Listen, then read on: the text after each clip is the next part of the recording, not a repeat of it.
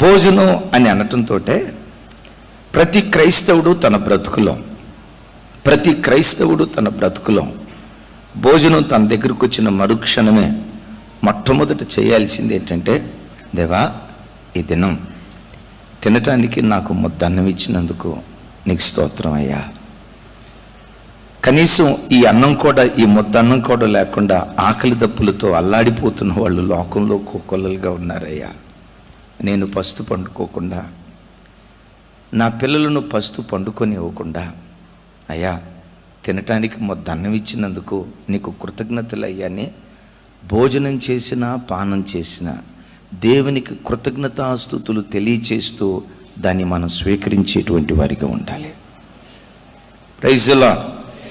కొంతమందికి మామూలు టైంలో ప్రార్థన చేసుకొని తింటారు. మాంసం కూర ముందుందంటే మాత్రం 2-3 ముద్దలు అడావుడిగా తిని ప్రార్థన చేసుకున్నామా మనం? మొక్క తిన్న తర్వాత అప్పుడు ప్రార్థన గుర్తు వస్తుంది.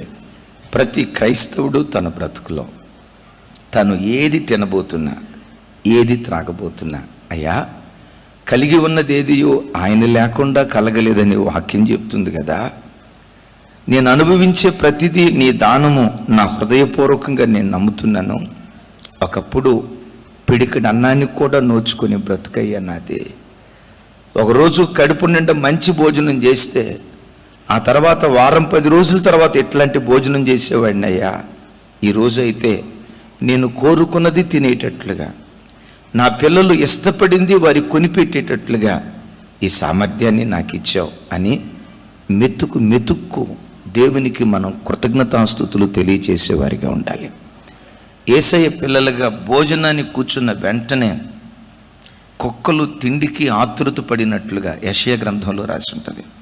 కుక్కలు తిండికి ఆతృత పడినట్లుగా, ఇక ఆ మాట నేను అనలేను, పస ఆ అన్నం రావటంతో తినేవాళ్ళగా మనం ఉండకూడదు. ఆ అన్నం ముందు రావటంతో నాకు ఇచ్చిన ఈ ఆహారం కొరకు మీకు స్తోత్రం అయ్యని మొదట దేవునికి కృతజ్ఞతాస్తుతులు తెలియచేసి ఆ తర్వాత దాన్ని మనం భుజించేవారిగా ఉండాలి. నేను ఎప్పుడు చెప్తా కదా, కృతజ్ఞత ఎక్కడుంటుందో, స్తుతి ఎక్కడుంటుందో అక్కడ విస్తరణ ఉంటుంది. అప్పుడు నువ్వు తినే ప్రతి ముద్ద, ప్రతి ఆహారం, దానిలో ఉన్న ప్రతి దోషాన్ని దేవుడు తొలగించి, సర్వరోగాలను తొలగించి, నీ ఆహారాన్ని పానీయాన్ని దీవించి నీవు తినేది నీకు ఆరోగ్యంగా దేవుడు మారుస్తాడు. గట్టిగా చెప్తాం ఆమేన్. ఎప్పుడు తినుబండరం ముందు వచ్చినా ఇది ఇచ్చినందుకు స్తోత్రం అయ్యా, దీన్ని కొనే సామర్థ్యం నాకు ఇచ్చినందుకు స్తోత్రం అయ్యా అని కృతజ్ఞతాస్తుతులు చెల్లించి ప్రార్థించి ఆ తర్వాత దాన్ని మనం భుజించేవారిగా ఉండాలి. అంతేనా? ద్వితీయోపదేశకాండంలో పాత నిబంధనలో మనం చూస్తే భోజనానికి కూర్చున్న ప్రతిసారిట యెహోవా సన్నిధిలో లేవీలను గుర్తుకు తెచ్చుకోవాలట. రైట్? ఆ తర్వాత అంటాడు, మీ మధ్య నివసించు పరదేశులను, వెధవరాండ్రను, అనాథలను, దిక్కులేని బిడ్డలను, మీ ఇంట్లో నివసిస్తున్న దాసులను యెహోవా సన్నిధిలో జ్ఞాపకం చేసుకొని వారు మీతో కలిసి భోజనం చేస్తూ మీతో పాటు దేవుని సన్నిధిలో సంతోషించాలి అంటాడు. హల్లెలూయా. అందరూ చూడండి, భోజనం చేసేటప్పుడు ఎవరిని గుర్తుకు తెచ్చుకోవాలంట? లేవీలు. చెప్పాలి, ఎవరిని గుర్తుకు తెచ్చుకోవాలంట? ఒకవేళ మీరు అనుకుంటారేమో, ఎక్కడున్నారా లేవీలు, ఏ ఊరిలో ఉన్నారు అని అనుకుంటారా? మీ మధ్యలో దేవుని సేవ చేస్తున్న లేవీలు ఎవరయ్యంటే, భూమి మీద ఏ స్వాస్థ్యము లేకుండా, ఏ ఉద్యోగం లేకుండా, ఏ పొలం లేకుండా, ఏ వ్యవసాయం లేకుండా, భూమి మీద ఏ స్వాస్థ్యము లేకుండా దేవుడే మా స్వాస్థ్యమని దేవుని మీద ఆధారపడే సేవకులే ఈ కాలపు లేవీయులు. హల్లెలూయా. అమ్మ మేము ఎవరిమి? నాకు 10 ఎకరాల పొలం ఉంది కదా, ఉందనుకునేరు కాక తల్లే. రైట్, నాకు లేదులే. రాజు నీకు 7 ఎకరాలా 70 ఎకరాలా? ఉంది. రవి నీకు చిన్న? మనోడు ఫస్ట్ నుంచి కుబేరుడే. హల్లెలూయా. గట్టిగా చెప్పాలి, హల్లెలూయా. లేవీయుడు అంటే ఇంకొక మాట చెప్తాను, అందరూ సేవకులు కాదు. ఎవరు లేవీలో తెలుసా? లేవీ గోత్రానికి చెందిన ఆ నమూనా సేవ ఏదో తెలుసా? భూమి మీద వాళ్ళకంటూ ఏ ఆస్తిపాస్తులు లేకుండా దేవుడే మా స్వాస్థ్యం, దేవుడే మా సొత్తు, దేవుడు తప్ప మాకు మరో దిక్కు లేదని చెప్పి దేవుని మీదే ఆధారపడి వచ్చే ప్రతి రూపాయి దేవుని సేవ కొరకే పానార్పణముగా ఖర్చు పెట్టే వాళ్ళను ఈ క్రొత్త నిబంధన యాజకులు అని దేవుని వాక్యం అంటుంది. హల్లెలూయా. అయితే భోజనం చేసే ప్రతిసారి ఎవరిని గుర్తు తెచ్చుకోవాలట? ఒకసారి చూడండి, ఎప్పుడైనా మీరు భోజనం చేసేటప్పుడు అన్నోళ్ళు తిన్నారో లేదో, అన్నోళ్ళు తిన్నారో లేదో, అన్నోళ్ళకి వండుకోవటానికి ఉందో లేదో, ఎక్కడున్నారో పాపం, అసలు పాపం అనకపోతే అనకపోయారు, తిన్నారో లేదో అని భోజనం చేసే ప్రతిసారి నేను ఆలోచిస్తాను అన్నవాళ్ళు యథార్థంగా చేతులు ఎత్తండి.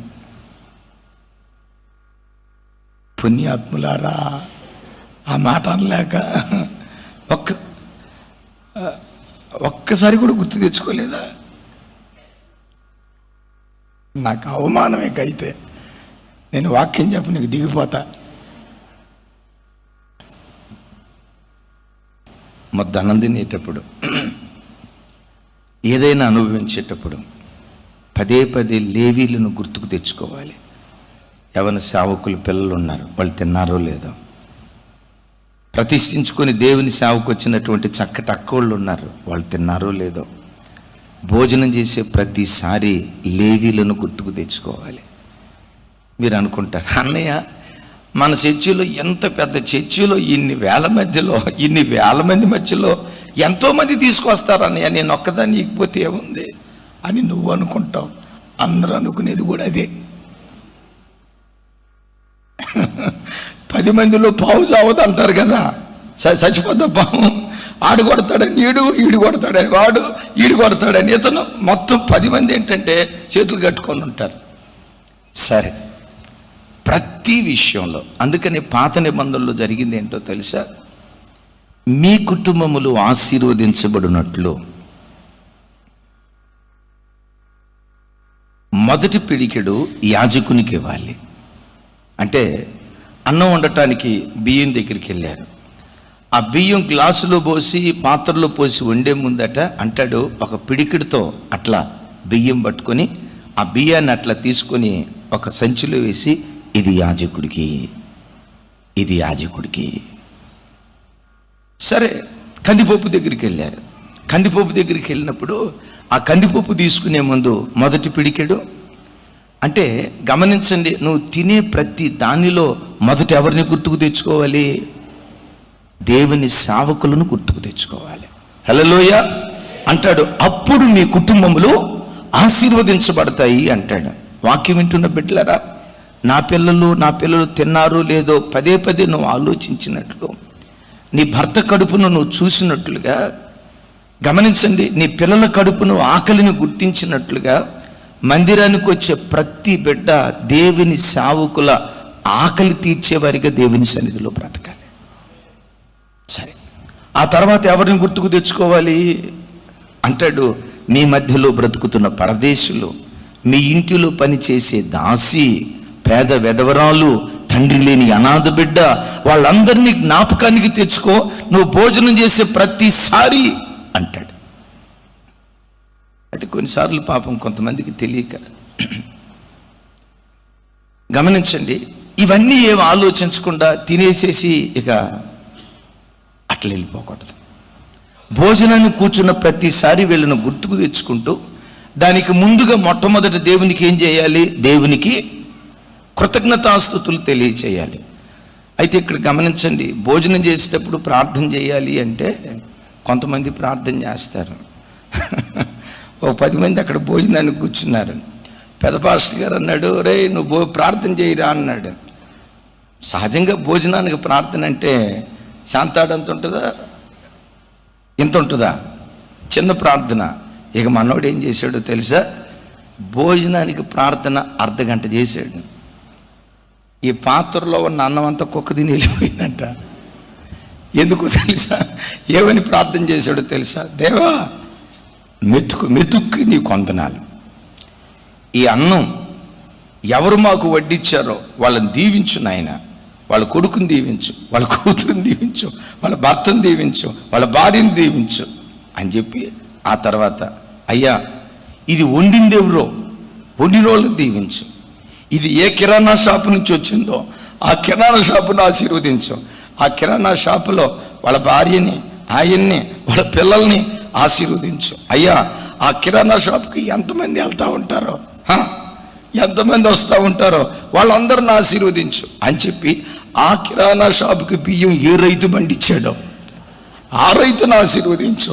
ఆ రైతు కొరకు ప్రార్థన చేస్తా. అయ్యా ఆ రైతు విత్తనాలు విత్తినప్పుడు ఏ వ్యవసాయదారుడు ఆ విత్తనాలు విత్తాడో వాళ్ళని ఆశీర్వదించు. ఆ పొలంలో కలుపు తీసిన వారిని ఆశీర్వదించు, ఎరువేసిన వారిని ఆశీర్వదించు అని బియ్యానికే పావు గంట అయిపోయింది. ఇక ఆ తర్వాత కూర మొత్తానికి యేసునామములో అడుగుతున్నాను తండ్రి అని ప్రార్థన చేసి కళ్ళు తెరిచేసరికి 10 ప్లేట్లు అన్నం లేదు.